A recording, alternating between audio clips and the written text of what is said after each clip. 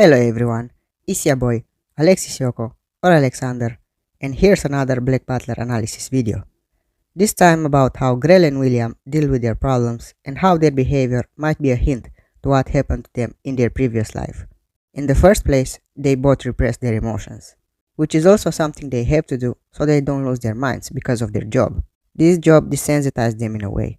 Repression of emotions is also taught to boys who are supposed to grow into strong men who don't have weaknesses. And Grell, a transgender woman, was also raised as a boy, so this mentality would affect her too.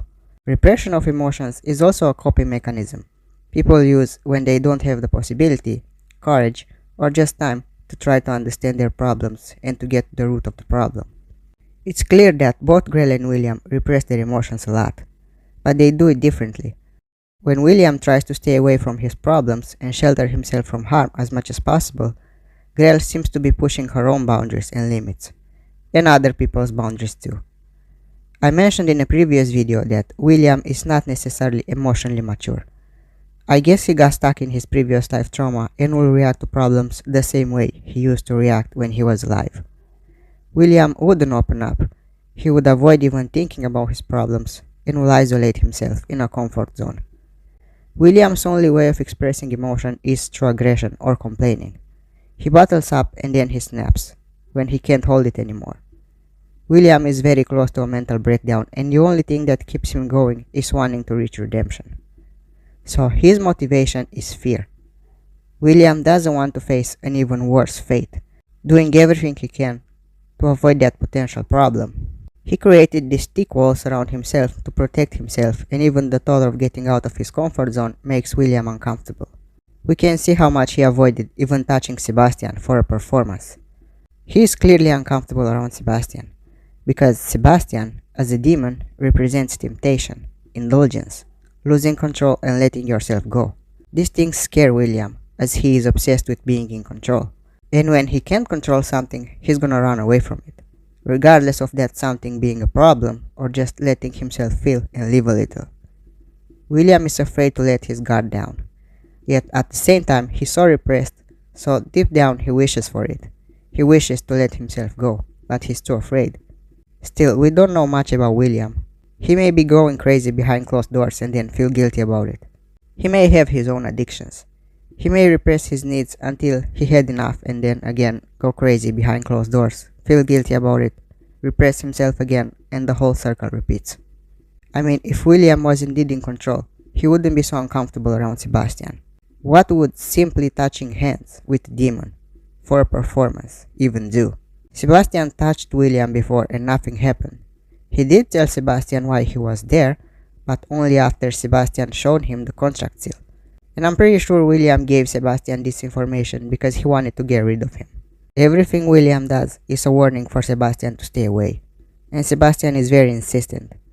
William looked defeated after Sebastian showed him his hand. He was like, "Okay, if I tell you, will you finally leave me alone?" Sebastian is really convincing and knows how to seduce people, which William also stated. Maybe you're gonna say that Grell is also someone who represents indulgence and letting yourself go, so why isn't William uncomfortable around her?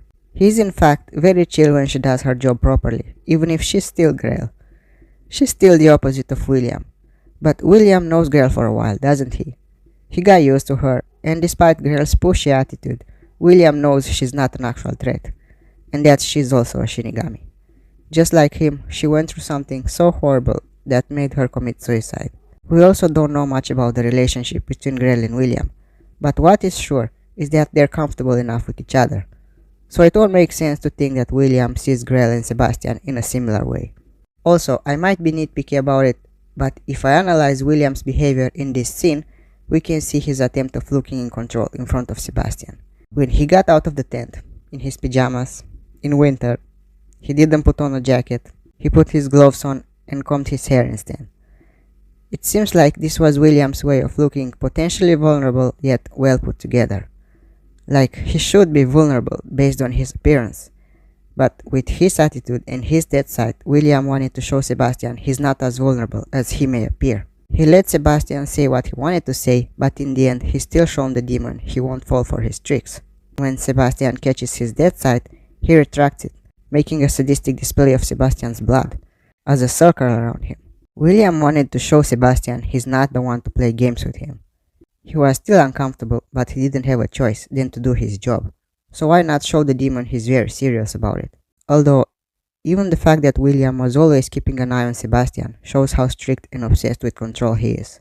Everything has to be planned, everything has to go according to the plan, everything has to be in control, everything has to be safe.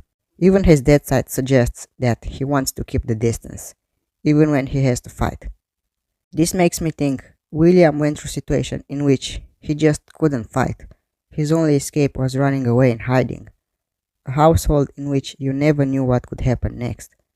So you had to be always in alert and act fast in order to escape the situation. The opposite applies to Grell. She's rather the type to ignore her negative emotions and do what she wants regardless. She's the type to face her fears, but not her negative emotions.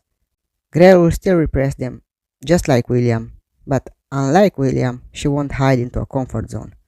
Her way of feeling in control is fighting her problems, doing what she wants and getting that thrill, but when she knows it won't actually affect her. Grell likes to risk, but she's not stupid. She won't do something dangerous without having at least an escape. You can see how she reacted when she was about to be killed by Sebastian.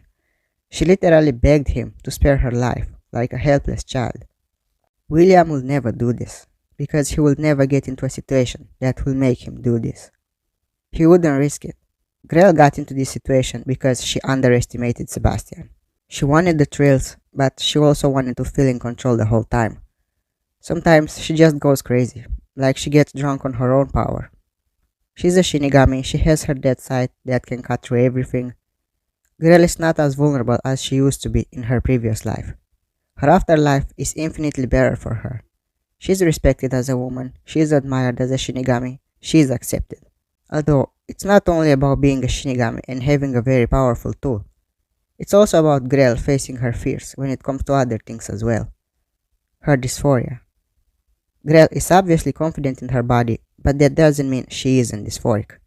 As a trans guy, the simple fact that she is uncomfortable living in the wrong life is dysphoria. She knows she's not in the right place, and this in itself is dysphoria. A lot of people think dysphoria has to be about hating your body, hating your existence, sexual repression, and even self-harm. But these are extreme forms of dysphoria.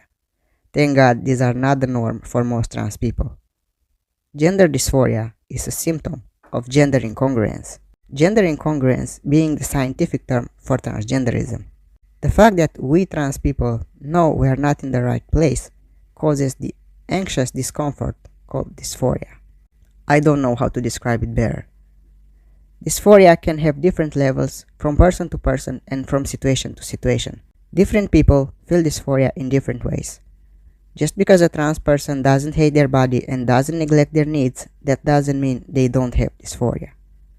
Dysphoria can also be triggered by the most obscure things. Maybe Grell's dysphoria is not triggered by showing her chest, but is instead triggered by being asked to do things she considers unladylike, and by not being able to get pregnant. At the same time, dysphoria can also be triggered by intrusive thoughts. A trans person may have moments in which they see themselves as repulsive, even if that's not their general opinion on themselves. Does Grell see herself like that sometimes? I don't know, but I don't think she sees herself as flawless, since she felt depressed when she was playing the role of a male butler without makeup or fake eyelashes. But she was still able to play her role perfectly, which means she is able to face her discomfort in order to do what she wants. Another thing I want to talk about is Grell's hypersexuality and extreme sadomasochism. Nobody becomes like that overnight. Surely something happened to her, and these extreme behaviors are her way of regaining bodily autonomy. Usually, hypersexual people are survivors of sexual abuse and or emotional neglect, and this behavior makes them feel in control. Also, Grell made a vulgar joke about a broken, bloody maiden, how there's no turning back, and something about a guilt trip. Not to mention how sexual liberation and sex before marriage were shamed and demonized back then. Some people still demonize them today. Grell's extreme sadomasochism is also a coping mechanism. This makes me think that, in her previous life, Grell could not escape the abuse she suffered and decided to fight instead. and when she could not fight, she romanticized and sexualized the abuse she went through as an extreme coping mechanism. Not to mention, she is also mentally unstable in general and catches feelings easily. Maybe she was never shown actual love and care as a child. Maybe her parents were abusive. Maybe she was an orphan and did everything she could to survive, including stealing, fighting, or even selling her body. We don't know exactly, but Grell's hypersexuality and extreme sadomasochism make me think Grell is pushing her own boundaries in order to regain bodily autonomy and control. And it seems like it's working. This behavior seems to make her happy, although it's still an unhealthy coping mechanism. Facing your fears is definitely better than hiding in a comfort zone. But both Grell and William are still hiding from their emotions, instead of trying to accept and understand them. None of them wants to be hurt again. None of them wants to remember their previous lives. None of them wants to face their deepest feelings that make them suffer. Grell does what she wants while completely ignoring her negative emotions. And William doesn't even let himself step out of his shelter so he doesn't get hurt. That was all. Tell me what you think in the comments, and thank you for watching.